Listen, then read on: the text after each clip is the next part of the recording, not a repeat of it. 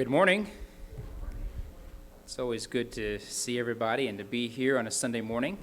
It's always very encouraging. I'm excited about next week. I look forward to starting a new book in our Bible class. We've been on Hebrews for a good while, and it's going to be exciting to start a brand new book, and so I'm excited about that. I'm excited about being able to preach on the resurrection next week. It's one of those things where I think about preaching on the resurrection probably every Sunday, and it's one of my favorite topics to preach on. And I keep telling myself, if I do this, I'm going to do this every single week, and I just need to kind of hold back a little bit and wait for those days where it's more expected. And so we'll wait. I've had to wait, and I'm excited. And so I'm excited about preaching on the resurrection. I hope that you invite people to come and spend time with us and worship God with us as we talk about this great subject. And so this morning I thought we would start this lesson off with a story. It was a story about a man who was very concerned about his wife's hearing. And so he was so concerned that he goes to the doctor and he talks to the doctor about his wife's hearing, and his doctor advises him to go and test his wife's hearing. So he goes home and he walks into the house, into the living room, and he's about 40 feet away from her or so, or however far he was, and he says, "Honey, what's for dinner?" And there was no response. And so he moves a little bit closer, so now he's about 30 feet or so, and he says, "Honey, what's for dinner?" No response. So he moves forward 20 feet and does the same thing, and then 10 feet, and he calls out, "Honey, what's for dinner?" And there's no response. So then he walks right up to her, and he puts his hand on her shoulder, and he says, "Honey, what's for dinner?" And she said, "For the 5th time, we're having chicken." And so I'm afraid that we kind of do that, don't we? We always look to somebody else, and we say that they're the problem, right? We've been talking about this all month. This concept of pointing fingers at other people, when in reality we need to be looking at ourselves, that we often are the problem. But even if we are not solely the problem, the solution begins with us, doesn't it? The solution begins with us. We have to stop and recognize the problems within our own life so that we can effectively help one another with the problems in their life. And that is a concept that I believe Jesus is hammering home in the next part of the Sermon on the Mount, which is the last part of his great sermon. It's an invitation. Jesus is giving us an invitation at the end of his sermon, and the invitation is to hear his words, right? To hear his words, but not just to hear his words, but to respond to those words, to act on those words. As Jesus is calling us to a new way of living, as Jesus is calling us to a new way of thinking and a new way of responding to the people in our lives, he wants us not just to hear these words, but he wants us to respond to these words. Jesus is calling us to respond to the sermon. He's calling us to respond to all of his words as he leads us and guides us and directs us in our life. As we consider the various different relationships that we have in our life, Jesus is telling us this is how you respond. The choice is whether we're going to hear him or not and listen.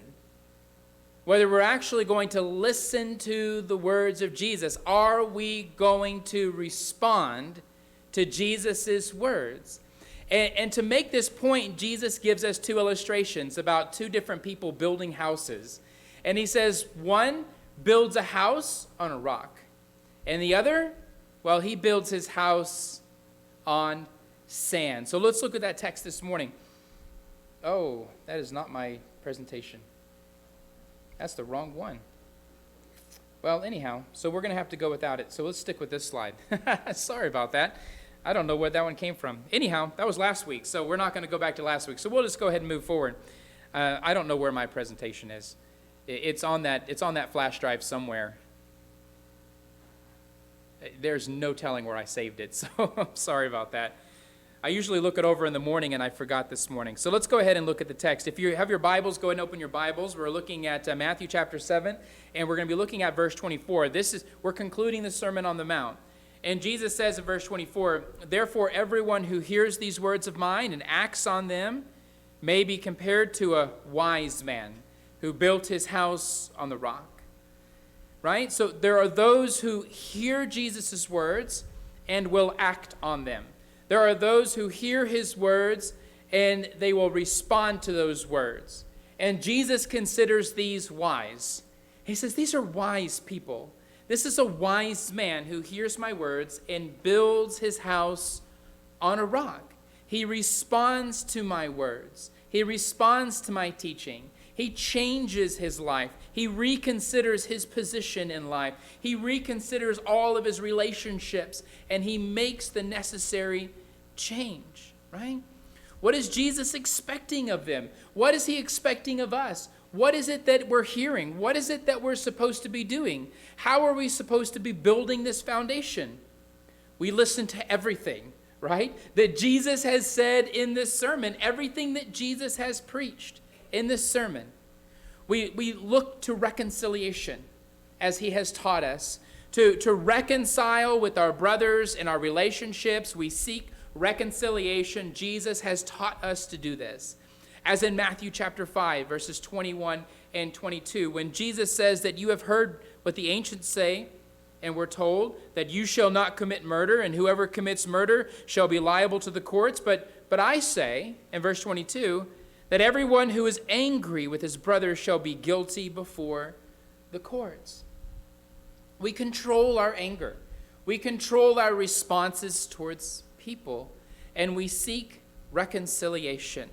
We're committed. Jesus teaches us that we are to be committed to our relationships, as in Matthew chapter 5, verses 27 and 28, where he says that you heard what is said, you shall not commit adultery. But I say to you that everyone who looks at a woman with lust for her has already committed adultery with her in his heart. Jesus says, honor these relationships.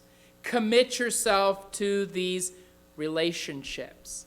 Be all in when it comes to your relationship, especially a relationship with your spouse. And he teaches us how we're supposed to respond. How do we respond when somebody hurts you? How do you respond when somebody slaps you on the cheek? How do you respond when somebody insults you? Jesus says in Matthew chapter 5 and verse 38, you heard what it is said, an eye for an eye and a tooth for a tooth, but I say to you. Jesus says, do not resist an evil person, but whoever slaps you on your right cheek, turn the other to him also. If anyone wants to sue you and take your shirt, let him have your coat also. And whoever forces you to go a mile, go with him too. Go above and beyond what is required of you, right? Go above and beyond what is expected of you for their benefit.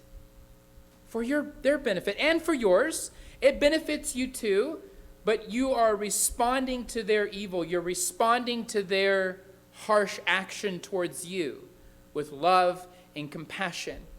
And the hope is that they will change, right? The hope is that change will take place in their lives. It's for the sake of the kingdom of heaven. And then in chapter 5, verses 43 and 44.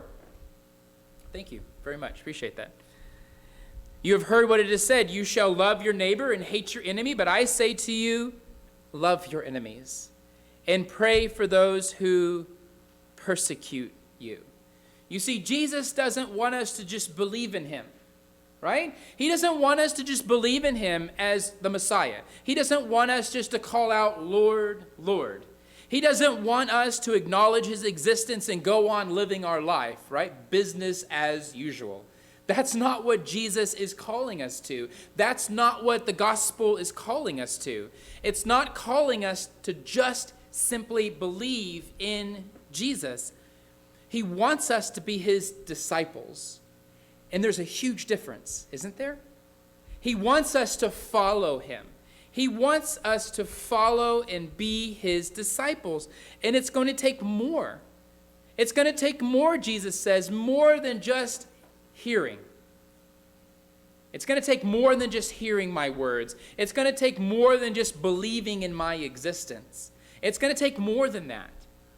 It's going to take you acting, you responding, you changing your life in light of the truth of the existence and the reality of the Messiah.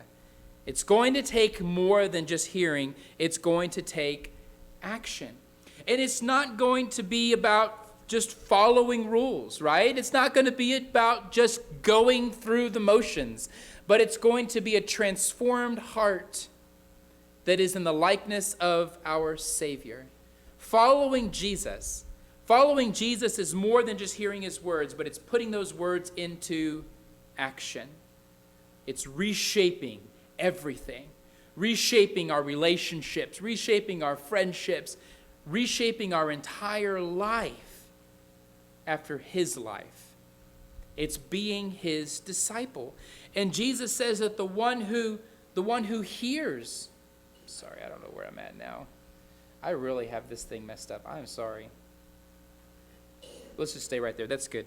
Jesus says that the one who hears his words, the words of his, and acts on them, he says this person is compared to a wise man who built his house on a rock, right? If you hear my words and you act on them, you respond to my teachings, you change your life, you do the will of my Father who is in heaven, you are like a wise man who builds his house on a rock. And then he says in verse 25, he says the rain will fall. He said the rain fell and the floods came and the winds blew and it slammed against that house. What house? The house that was built on the rock. The house that was built on hearing and acting on the words of Jesus. It slammed against that house, and yet it did not fall, for it had been founded on the rock. Being Jesus' disciples, being his disciples doesn't mean that we're going to avoid the storm. Do you guys understand that? Do you see that? Being Jesus' disciple does not mean we're going to avoid the storm. It doesn't mean we're not going to be persecuted. It doesn't mean that we're not going to be hurt. Being Jesus' disciple does not mean we're going to avoid the storm. The storm is coming, right? The storm is coming. It's coming. It means, however, that when the storm does come, if we've built on that foundation, if we've heard the words of Jesus and acted on them, that when the storm does come, that our house will stand. The life we have built in obedience to Jesus will stand if it is founded on the rock. And then look what Jesus says in verse 26. He says, everyone who hears these words of mine and does not act on them, does not act, will be like a foolish man who builds his house on the sand. The rain fell and the floods came and the winds blew and slammed against the house, and it fell, and great was its fall. Jesus said in verse 13 that many will choose the wrong gate. Remember? That many will choose this wide gate and not the narrow gate. And then in verses 22 and 23, he says that many in that day will call out, Lord, Lord. And Jesus will say to them, I never knew you. Depart from me, you who practice lawlessness, right? There will be many in that day, on the judgment day, who will find that the house that they have built was built on sand and not the rock. They heard the words of Jesus, right? That is what's familiar about these two in the illustration. They both heard, but they did not all act appropriately. They did not all respond to the words of Jesus. They heard them, they just didn't respond to the words of Jesus, and some did. Some built their house on the rock, and some built their house on the sand. And when the storm comes, and it's coming, isn't it? We know that the storm is coming. When the storm comes and slams against that house, the house that is built on the sand will fall. And Jesus says, great will be its fall. And then in verse 28, he had finished preaching these words, and the crowds were amazed at his teaching, for he was teaching them as one having authority and not as their scribes. Everyone. And this is so clear in Jesus' preaching. He doesn't leave room for gray areas, right? He doesn't leave room for in-betweens. There's no halfway in and halfway out. He's very clear with his teachings that everybody's going to be separated into these two groups, right? There's not going to be somebody who's just kind of barely hanging in there. There's not going to be a middle ground. There's not going to be a third group. That everybody is separated into these two groups. There are those who will hear the words of Jesus and act on them. They're going to change. They're going to respond. They're going to hear his words, and they're going to model their life after the ideal life of the kingdom. They're going to change in their relationships. They're going to change in their response to their enemies. They're going to reconsider all that they have done in life. They're going to look at themselves and evaluate themselves, right? They're going to point the finger at them and say, am I making this mistake? Am I doing this? Before I can remove the speck out of my brother's eye, I have to first look at the log that's in my own eye. That these are the kinds of people that are building their house on solid ground, on a solid foundation, on the rock, are those who actually hear and actually respond to the words of Jesus and do what he teaches us to do. But Jesus has already said, not many people are going to do this. It's not going to be a common thing. Not everybody's going to jump up and do this. But there will be many people who will not respond appropriately to Jesus. And in the end, they're going to be surprised, aren't they? They're going to be surprised when they find out that their house was built on the sand. They don't listen to the words of Jesus. But those who do hear the words of Jesus, those who do respond, and that could be us, right? We can respond to this. We can take the time right now to look at ourselves, look at our lives, evaluate our heart, and ask the hard questions, right? Am I following Jesus? Am I a disciple of Jesus? Am I listening to him? Am I building my house on the rock? We can look at ourselves right now. And you should, because that's what Jesus is encouraging you to do. Look at the foundation in which you're building your house. What is it? What are you doing with your life? Because there will be a day coming that the storm's going to come. We know that. We understand that. We understand that even on a smaller scale, that there are storms in life, that things happen in life. On a smaller scale, before the judgment comes, there will be problems. There'll be difficulties. There'll be persecution. There'll be heartache. There's going to be suffering. On those days, your foundation's going to be tested too, right? But on that day, when that storm finally comes, there's not going to be time for self-evaluation. There's not going to be time to stop and say, oh, let me reinforce my foundation so when the storm hits my house, it will not fall, because then it will be too late. Jesus' invitation is, are you hearing my words? And are you acting on my words? Are you being my disciple? Or are you not being my disciple? Right? And it's easy, it is so easy to point to somebody else's house and look at them and spend all of our time pointing at somebody else's house and their life and criticizing them. That's easy, right? That's less painful. It's more enjoyable for us for whatever reason. We love to point at somebody else's life. We love to point at somebody else's house, and we love to criticize them. And it's easy to say to somebody else, hey, you're building your house on the sand. For some reason, that's easier for us to come to grips with, to acknowledge somebody else is building their house on the sand. And maybe they are. Maybe they are building their house on the sand. Maybe they need to hear somebody say that. Maybe this message is for you and you're listening to these words of Jesus and you're asking yourself the question, am I building my house on the sand? Sometimes we need to hear those kinds of things, but we also need to recognize that we first need to look at our house.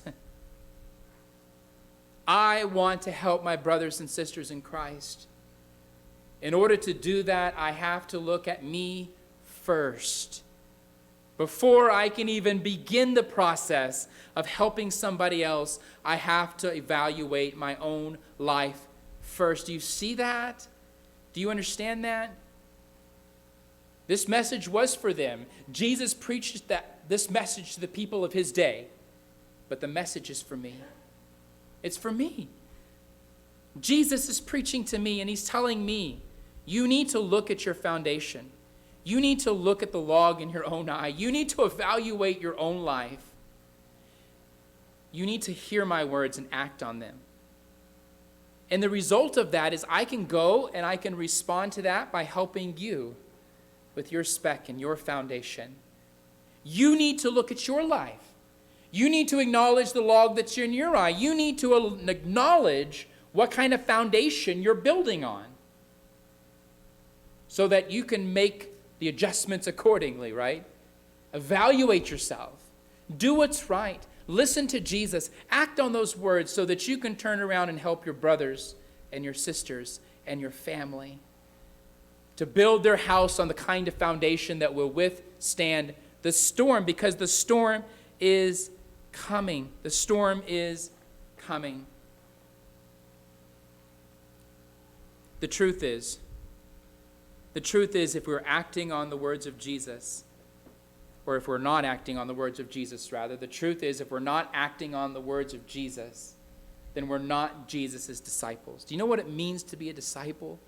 To follow somebody, to embrace their truths, to embrace their way of thinking, to embrace their life, to embrace everything about them and follow them full-heartedly, because that's what Jesus is calling us to drop everything and to follow him. To drop our nets and follow Jesus, to drop everything and be his disciple. But the truth is, if we're not following Jesus, if we're not his disciple, we're somebody else's disciple. You're somebody's disciple, regardless. You're following somebody. You're allowing somebody to shape your life. You're allowing somebody to tell you what life is supposed to look like. You're allowing somebody to tell you what kind of foundation to build on. Somebody is speaking into your life and communicating to you how you ought to live. It's either Jesus or it's somebody else. And maybe it's you. Maybe you're telling yourself. Maybe you're confusing yourself. Maybe you're deceiving yourself. Somebody is speaking into your life. You're following somebody. And Jesus says, no, wait. I want you to follow me. I want you to hear my words. I don't want you just to listen to what the rabbis say of his day, or the Pharisees and the Sadducees. I don't want you to listen to what the preacher says as if his opinion is of any value. I want you to follow me. Be my disciple. And when the storm comes and the winds blow and the rains fall, your house will stand. Jesus is well aware of all that is being done. He is well aware of all the teaching that is out there. He is well aware of all the leaders who want to lead you, all of the people who want to guide you, and he wants you to quiet that noise. For the time being, quiet that noise and come and follow Jesus and hear his words. Listen to him. Who are you listening to? Whose words are you building your foundation on? Are they your friends' words? Are they your parents' words, your grandparents' words, their truths, their beliefs, their understanding? What about a religious leader? Are you building your house on something somebody else is saying? Whether it be friends, parents, grandparents, religious leaders, right? Like the scribes and the Pharisees, the Sadducees of Jesus' day. They listened to the words of Moses, but they listened to the words of their rabbis, they listened to the words of their teachers, and they were building everything on those words and on their own ideas and their own thoughts and their own beliefs, and it ultimately leads to their demise. Because when the Messiah actually comes and speaks truth to them, they do not recognize him for who he truly is. Because his teachings amazed them. You see that? It was amazing to them. It shouldn't have been. Jesus really hasn't said anything brand new. A lot of what we've talked about can be found in the Torah. Go back to the Old Testament, read the prophets, read what God desired of his people, and you will see echoes of the things Jesus has been teaching all throughout the Sermon on the Mount. And they did not listen to those people. And they are not going to listen to Jesus either. And Jesus says these kind of people are building their house on the wrong foundation. Folks, we know that day is coming. We like to pretend it's not coming. We like to say, well, the day is just going to continue on and forever and ever, and it's never going to come to an end. And life is just going to keep moving and moving and moving and moving, generation after generation, and that day is not coming. But we know it is. We know that that day is coming. We know that there is a storm coming, and we have been given an opportunity. We have been given an opportunity today. We have been given an opportunity at this very moment. If you're able to hear the words of Jesus, you are given the opportunity to evaluate your life, right? Think about your life. Evaluate your life in light of the life of Jesus and the teachings of Jesus. You have the model. You have the example. You have his words. Read them and evaluate your life. You have been given that opportunity. Consider it a gift. It's available. It's available. If you have breath in your lungs, consider it a gift. Evaluate your life. Make the hard changes. Ask the hard questions. Make sure that you're building your house on the right kind of foundation. And so the question, will I hear and will I act? Will I hear and will I act? Or will I hear and will I not act? That's how simple Jesus makes it. Will you hear me and respond, or will you hear me and not respond? Will you build your house on the rock, or will you build your house on the sand? Because, folks, we're all building a house. We're all building a life. And now, right now, today, at this moment, it is time to decide what foundation you will build your life on, because the storm is coming and the rain will fall and the wind will blow, and only those houses that are built on the foundation of the teaching of Jesus will stand, and all others will fall. What foundation are you building your house? If there's anybody here this morning who needs to put on Jesus and begin building, it's time to begin if you haven't begun already. But if you have been building for a while and you have made some mistakes in your life and you need to reevaluate yourself and you need prayers from the congregation, encouragement as you do so, that's what we're here for. Let us help you with that as you come forward and as we sing.